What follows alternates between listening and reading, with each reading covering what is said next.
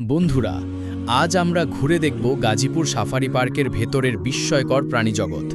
সাথে সাথে শোনাবো আপনাদের জান্নাতের সেই অনুপম বর্ণনা, যা শুনে মন হবে প্রশান্ত আর হৃদয় হবে পরিপূর্ণ আশা ও ভালোবাসায়।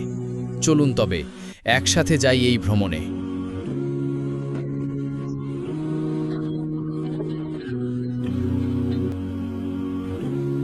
মুত্তাকিদের জন্য রয়েছে জান্নাত এবং অয়ুন। আল্লাহ তাআলা বলবেন, এই জান্নাতে তোমরা ঢুকে পড়ো, আমি তোমাদের জন্য তো বানিয়েছি। ওয়েলকাম, মারহাবা, উদখুলুহা, ঢুকো, কোনো সংকোচ নেই, বেসালাম, সালামের সাথে ঢুকো। আল্লাহ তাআলা বলবেন যে যারা জান্নাতি হবে তার জান্নাতে ঢুকার আগে একটা পুকুরের মতো আছে। সেই পুকুরের মধ্যে আল্লাহ তাআলা জান্নাতীদেরকে গোসল করাইয়ে দিবেন, সাফ করিয়ে দিবেন। অন্তর থেকে কারো ব্যাপারে কোনো মনে কষ্ট থাকলে ওটা ওখানেই দূর হয়ে যাবে। আল্লাহ তাআলা অন্তর থেকে বের করে ফেলবেন। আল্লাহ তাআলা জান্নাতীদেরকে এমন ভাবে মিলাবেন, কারো ব্যাপারে কারো দিলের মধ্যে কোনো শিকায়ত থাকবে না, কোনো কষ্ট থাকবে না, কোনো দুঃখ থাকবে না, কোনো মনের কষ্ট থাকবে না, সব দূর করে দিবেন। আজকে তুমি আর তোমার স্ত্রী অথবা স্বামী তোমরা একসঙ্গে জান্নাতে প্রবেশ করো। আজকে তোমাদেরকে এখানে ওয়েলকাম করা হচ্ছে, তোমাদেরকে মেহমানদারি করা হবে, তোমাদের জন্য এই ঘরকে সাজানো হয়েছে। আর তাদের কাছে বিভিন্ন পানীয় ড্রিঙ্ক নিয়ে আর বিভিন্ন খানার প্লেট নিয়ে, নাস্তা, বিভিন্ন রকমের খাদ্য, ফল ফ্রুট সবগুলো নিয়ে, কাপ নিয়ে, এভাবে শুধু সার্ভ করার জন্য গেলমান আর হৌররা তাদেরকে সার্ভ করতে থাকবে, সার্ভ করতে থাকবে। যার যখন যা খেতে মনে চায়, কোনো নিয়ন্ত্রণ নেই। খাওয়ার পরে হালকা ঢেকুর আসবে, ঢেকুরের সঙ্গে মেশকা আম্বরের সুগন্ধ বেরিয়ে আসবে। সুবহানাল্লাহ, কি চিন্তার কথা! কি চিন্তা করতে পারেন আপনি? কিরকম পরিবেশ! এত নিয়ামত আল্লাহ তাআলা তৈরি করে রেখেছেন, আর এই নিয়ামত যদি মিস করে ফেলি কি উপায় হবে? এই মানুষের জীবনকে এনজয় করার জন্য থাকার ঘর শুধু নয়, বাগান এবং পানি, এই দুটো দরকার। এই জন্য আল্লাহ তাআলা জান্নাতের নামই দিয়েছেন জান্নাত, যে বাগানে ভর্তি। থাকার ঘর তো সুন্দর সুন্দর আছে, কিন্তু অনেক রকমের বাগিচা দিয়ে ভর্তি করা আছে। জান্নাতগুলোর নিচে দিয়ে নহর প্রবাহিত হবে, মানুষের পা রাখার নিচেই থাকবে বিভিন্ন রকমের নহরের ব্যবস্থা, কুলকুল করে পানি বয়ে যাবে। এই পানি আর বাগান, তার পাশে বসতে কেমন মজা লাগে বলেন তো? সুন্দুস আর ইস্তাবরক, এই দুইটাই রেশমি কাপড়। সুন্দুস এক ধরনের রেশম, আর ইস্তাবরক আরেক ধরনের রেশম, রেশমি কাপড়, সিল্ক, যেটা আল্লাহ তাআলা দুনিয়াতে পুরুষদের জন্য হারাম করে দিয়েছেন। এই কাপড়কে আল্লাহ তাআলা পরিয়ে দেবেন। এত সুন্দর কাপড়, এত সিল্কের মখমলের কাপড়, যেটা দুনিয়াতে পাওয়া যায় না। দুনিয়ার সিল্ক নয়, দুনিয়ার মখমল নয়। রাসূলুল্লাহ সাল্লাল্লাহু আলাইহি ওয়াসাল্লাম বলেন যে আল্লাহ তাআলা বলেছেন যে আমার বান্দাদের জন্য, নেককার বান্দাদের জন্য, সালেহীন যারা হয়েছে, রাইটাস পিপল যারা হয়েছেন, এমন জিনিস তৈরি করে রেখেছি, এত সুন্দর মেহমানদারি, মা লা আইনুন রাআত, যেটা কোনোদিন কোনো চোখ দেখেনি, কোথায়ও পাওয়া যায়নি, আর কোনো কান যেটার বর্ণনা শুনতে পারেনি। কোরআন হাদিস যত বর্ণনা করেছে, জান্নাতের আসল বর্ণনা কি শেষ হয়েছে? সম্ভব নয়, কারো পক্ষেই বলা সম্ভব নয়। এমনকি স্বয়ং রাসূলুল্লাহ সাল্লাল্লাহু আলাইহি ওয়াসাল্লামের পক্ষেও জান্নাতের পরিষ্কার সকল কিছু বর্ণনা করা সম্ভব হবে না। এত নিয়ামত আল্লাহ তাআলা দিয়েছে। ভাষার সীমাবদ্ধতা মানুষকে আটকিয়ে ফেলবে, মানুষের অন্তরেও সেটা আসতে পারে না, মানুষের চিন্তাও করতে পারে না, কল্পনাও করতে পারে না। কল্পনা তো অনেক সময় অনেক কিছু করা যায়, তাই না? কিন্তু এই দেখা দিয়েও আপনি কল্পনা করেও জান্নাতের চিন্তা করে শেষ করতে পারবেন না। আপনার কল্পনা আসবে না সেখানে আল্লাহ তাআলা কি রেখেছেন। মুতাকাবিলিন, একে অপরে বসে গল্প গুজব, আড্ডা দিবে, আসর জমবে, সুন্দর কথাবার্তা গল্প গুজব করে তারা সময় কাটাবে। কাযালিকা, এরকম ভাবে আরো কি করবো, ওয়াজাওয়াজনাহুম বিহুরিন ঈন, তাদেরকে বড় বড় আঁখিওয়ালা, খুব বড় চোখের, সুন্দর চোখওয়ালা হুর বিয়ে করিয়ে দেব। তাদেরকে এত সুন্দরী নারী তাদের জন্য ব্যবস্থা করে রেখেছি।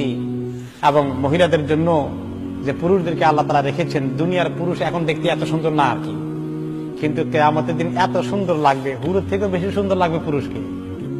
আল্লাহ তাআলা হুর যেমন রেখেছেন পুরুষদের জন্য, আর এই পুরুষদেরকে আল্লাহ তাআলা হুরদের থেকেও সুন্দর করে দিয়েছেন, যেটা মহিলাদেরকে আল্লাহ তাআলা গ্রহণ করার জন্য সুযোগ দেবেন। প্রত্যেক জান্নাতীকে দুইজন স্পেশাল স্ত্রী দেওয়া হবে হুর থেকে। ইউরা মুখসুকিহিমা মিন ওয়ারাইল লাহমি মিনাল হুসন। আর এই হুরগুলো এত সুন্দর হবে, এত নুরানি শরীর হবে যে তাদের শরীরের চামড়া শুধু দেখা যাবে না, চামড়ার ভিতরে গোশত, গোশতের ভিতরে হাড্ডি, হাড্ডির ভিতরে যে মজ্জা আছে ওইটাও দেখা যাবে। লা ইখতিলাফা বাইনাহুম ওয়ালা তাবাগুদ। আর এই যে একাধিক স্ত্রী আল্লাহ তাআলা দিবেন, হুর দিবেন, দুইটার কথা আছে, 70টার কথা আছে, আরো দুনিয়ার বিবিরা থাকবেন, সবাইকে যে আল্লাহ তাআলা দিবেন, লা ইখতিলাফা বাইনাহুম, সতীনে সতীনে কোনোদিন দুই কথা হবে না। ওয়ালা তাবাগুদ, কেউ কাকে কোনোদিন হিংসা করবে না। কুলুবুহুম কলবুন ওয়াহিদ, মনের জন্য সবার দিল একটা। মুসা আলাইহিস সালাম জান্নাতের কিছু বর্ণনা শুনে জিজ্ঞেস করলেন, জান্নাত মনের জন্য অনেক বড় বড় কিছু হবে, আচ্ছা যাকে ছোটখাটো জান্নাত দিবেন, সবচেয়ে কম কোয়ালিটির জান্নাত যাকে দিবেন, লোয়েস্ট কোয়ালিটির জান্নাত যে পাবে, যার আমল বেশি দুর্বল, মোটামুটি পার হয়ে গেছে কোন রকমে, কিন্তু খুব বেশি টপ ক্লাসের নয়, এইরকম ছোটখাটো জান্নাতের কি পরিধি হবে, কি পরিচয় হবে একটু বলবেন আপনি আল্লাহ তাআলা? কারণ বেশি বড়টা বলতে গেলে তো মুসা আলাইহিস সালাম বুঝে আসবে না, মনে করলে যে ছোটখাটোটা শুনি আগে।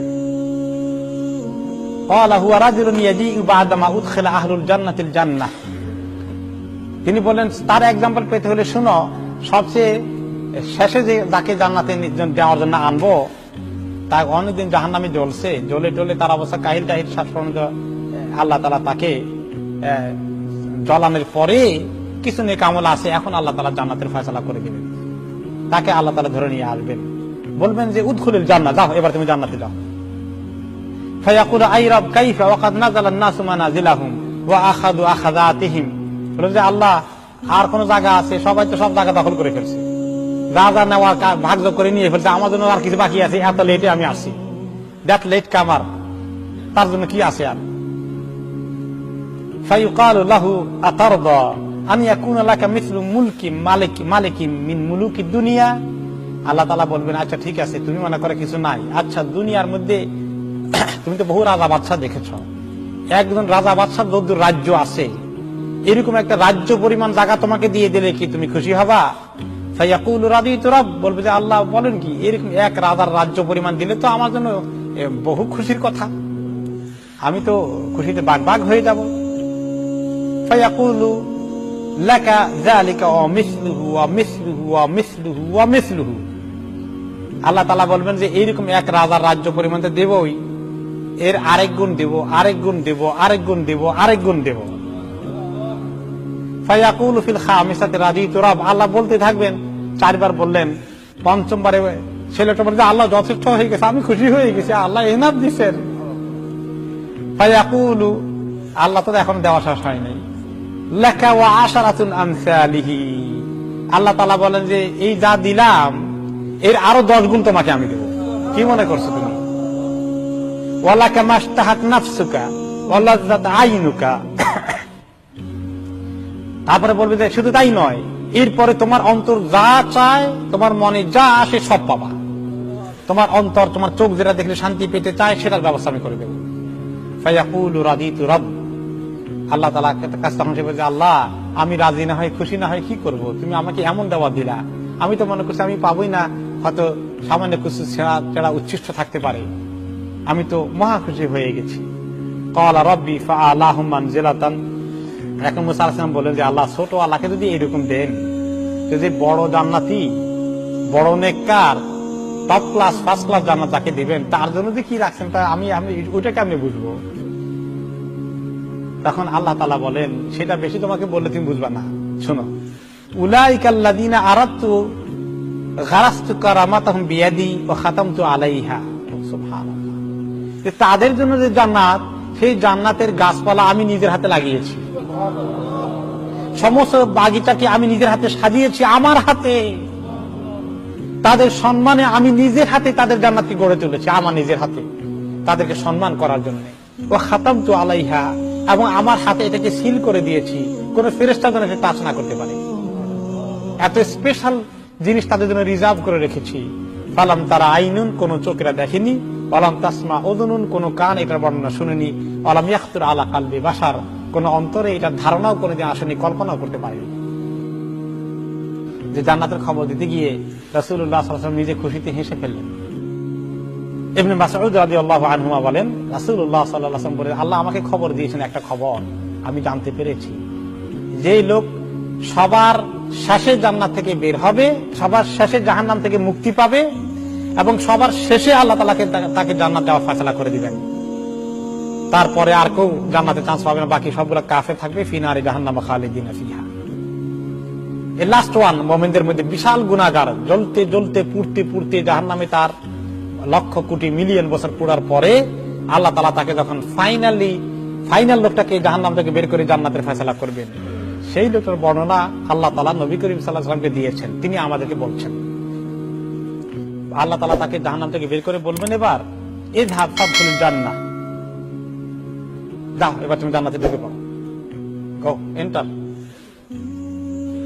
ফায়াতিহা ফায়ুখায়্যালু ইলাইহি আন্নাহা মালআ, এসে দেখবে যে বাবারে বাবা, জান্নাতে কত মানুষ, রমরমা কাজ কারবার, সব জায়গায় কত জান্নাতি, সবাই ব্যস্ত তাদের এনজয় করতে, সকল জায়গায় সব মানে জান্নাতিরা একদম বসবাস করে ভর্তি হয়ে আছে।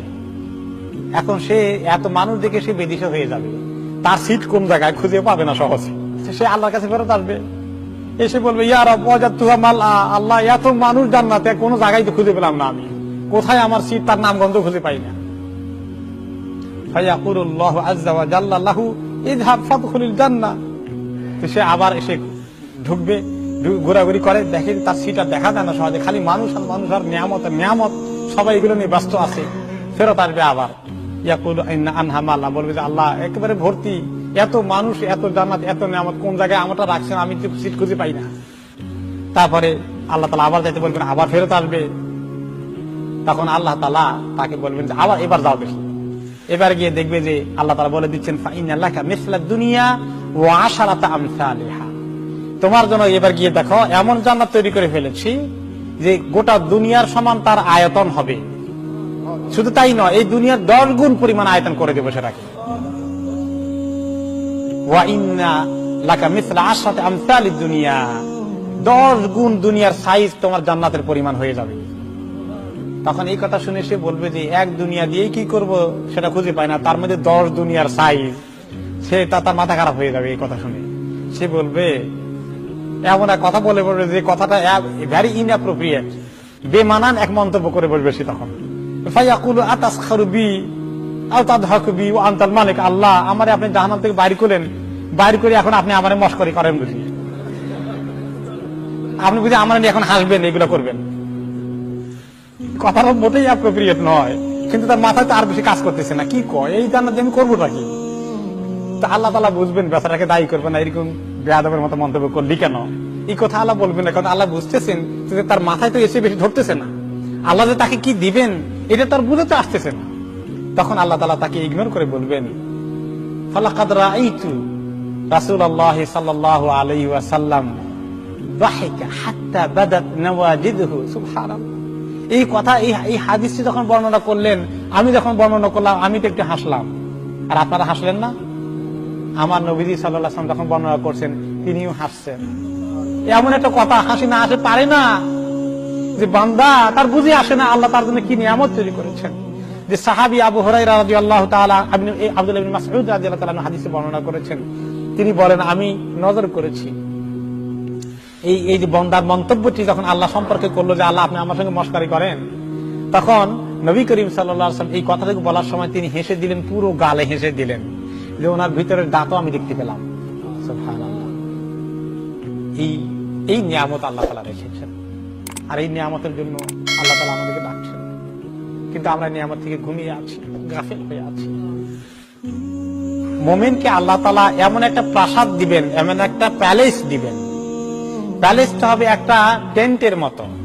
তো জান্নাতের এরকম পার্মানেন্ট টেন্ট আছে, এর চেয়ে আরো মজবুত। সে পার্মানেন্ট টেন্ট দিয়ে আল্লাহ তাআলা প্যালেস বানাবে মুমিনের জন্য। সেই টেন্টটা তৈরি হবে কি দিয়ে জানেন?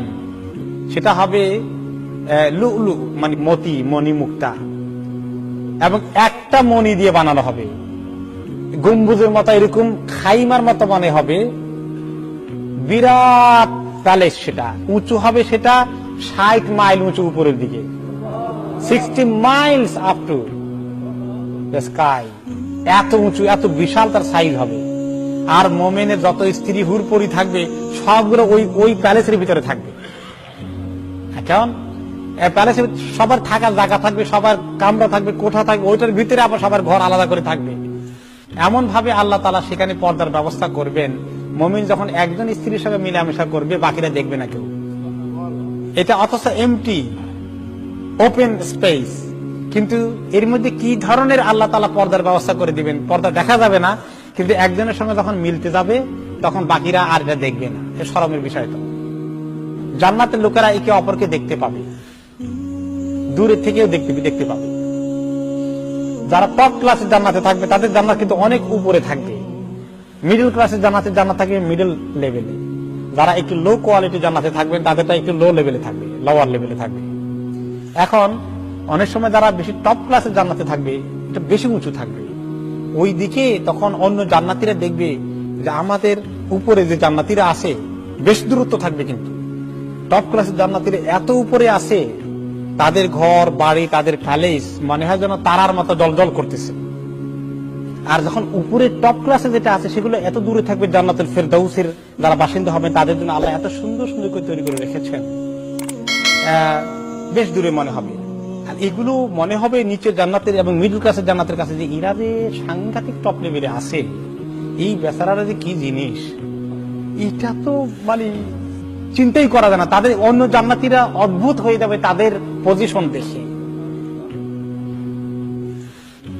তখন সাহাবারা যখন এই বর্ণনা শুনলেন, সাহাবারা বলেন, ইয়া রাসূলুল্লাহ, তিলকা মানাজিলুল আম্বিয়া লা ইয়াবলুগুহা গায়রুহুম। যে জান্নাতের বর্ণনা দিলেন টপ ক্লাসের, মনে হলো এটা বোধহয় আপনাদের যারা নবী হয়েছেন আপনাদের জন্য আল্লাহ বোধহয় এটা রেডি করেছেন, তাই না? নবী ছাড়া কেউ তো ওখানে পৌঁছতে পারবে না।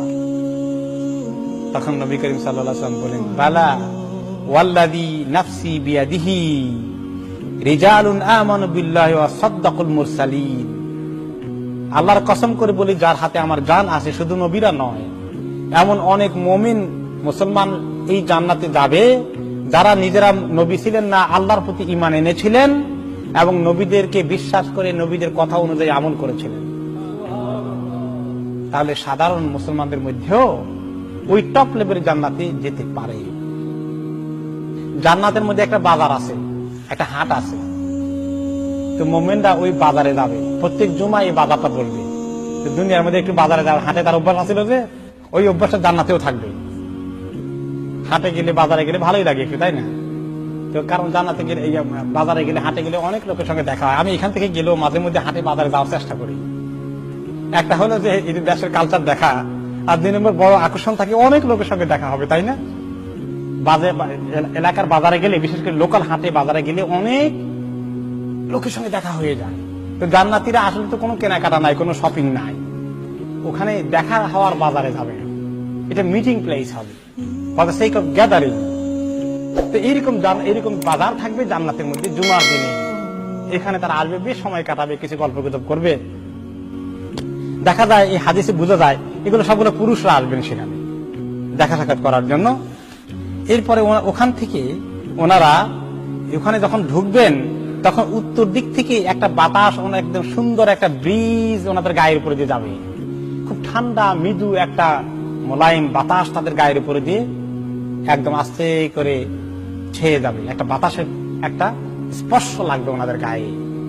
এই বাতাসটা একটা জিনিস নিয়ে আসছে, ওনারা টের পান নাই তেমন সিরিয়াস। তারপরে এই বাতাসের সঙ্গে সঙ্গে দেখা যাবে তাদের বাতাসের চেহারা লাগার সঙ্গে চেহারা আরো উজ্জ্বল হয়ে গেছে, তাদের কাপড়গুলো আরো সুন্দর হয়ে গেছে এবং তাদের সৌন্দর্য অনেক পরিমাণ বৃদ্ধি পেয়ে গেছে। ফায়ারজাউনা ইলা আহলিহিম ওয়া কাদ ইজদাদু হুসনান ওয়া জামালা।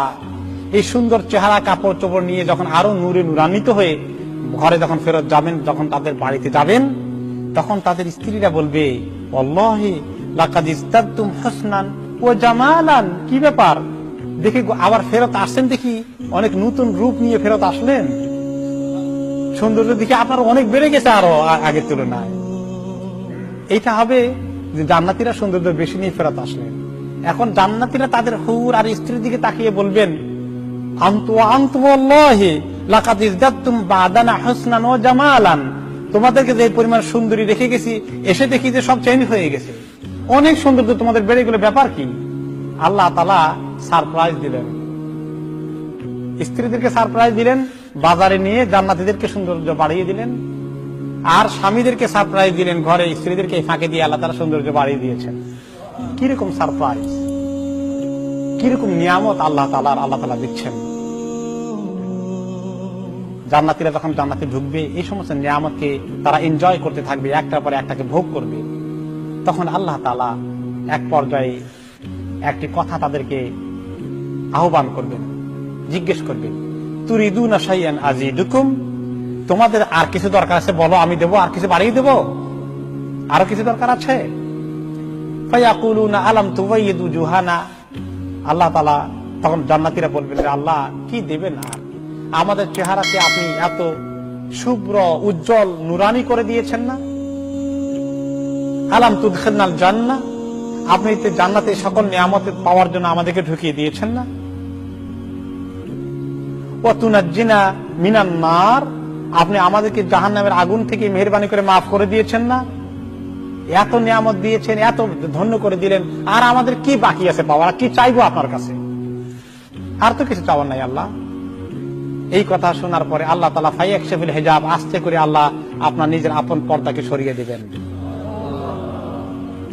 ফামা উতু শাইআন আহাব্বা ইলাইহি মিনান নাযারি ইলা রাব্বিহি, তারা এই আল্লাহর সৌন্দর্য, আল্লাহর জাতে পাকের এই অস্তিত্বের দর্শন যখন তারা করবে, তারা দেখবে যে এত সুন্দর কোনো কিছু আর কোনোদিন তারা দেখেনি। তারা এইভাবে বিমোহিত হয়ে তাকিয়ে থাকবে, আর কত বছর পার হয়ে যাবে তারা টের পাবে না। এত বড় নিয়ামত আল্লাহ তাআলা তাদেরকে সর্বশেষ নিয়ামত দান করবেন, আল্লাহর দিদার দান করবেন, আল্লাহর দর্শন দিয়ে ধন্য করবেন। এই সুন্দর জান্নাতের বর্ণনা আল্লাহ তাআলা আমাদেরকে দিয়েছেন কোরআন এবং হাদিসের মধ্যে। এই সুন্দর জান্নাতের নেশা আমাদেরকে তৈরি করতে হবে। এই নেশার কারণে জান মাল দিয়ে আল্লাহর জন্য তৈরি হয়ে যাবে। দুনিয়ার সমস্ত লোভকে যেন মানুষ সরিয়ে ফেলে, এটা আল্লাহ আমাদের কাছে চান। ওই যে সাহাবী যিনি উহুদের ময়দানে ক্ষুধার্ত হয়ে গায়ে শক্তি নাই জিহাদ করার জন্য কয়েকটা খেজুর খাচ্ছিলেন, তারপরে কে নবী করিম সাল্লাল্লাহু আলাইহি ওয়াসাল্লাম বললেন যে কে আসা উহুদের ময়দানে এখন কাফেরদের মোকাবিলা করবে, এবং মোকাবিলা করতে গিয়ে যদি শহীদ হয়ে যায় তার জন্য এক্ষুনি জান্নাত, এক্ষুনি জান্নাত। এই সুসংবাদ নিতে কে রাজি আছো?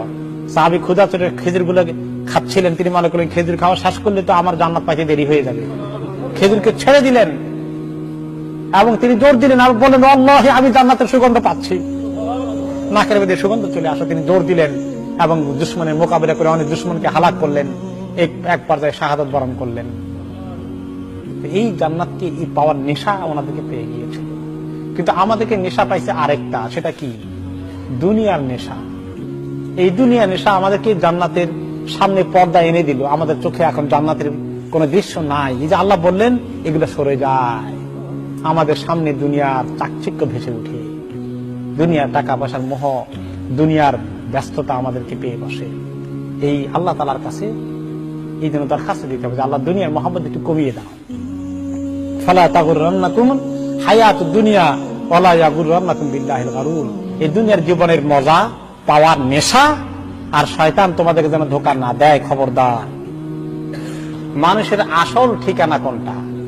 জান্নাত। এইটাই হওয়া উচিত। এই ঠিকানা তৈরি করার জন্য আল্লাহ তাআলা আমাদেরকে দুনিয়াতে পাঠিয়েছেন। আল্লাহ রাব্বুল আলামিন আমাদেরকে জান্নাতে যাওয়ার জন্য, আমল করার জন্য তৌফিক দান করুন। আমিন।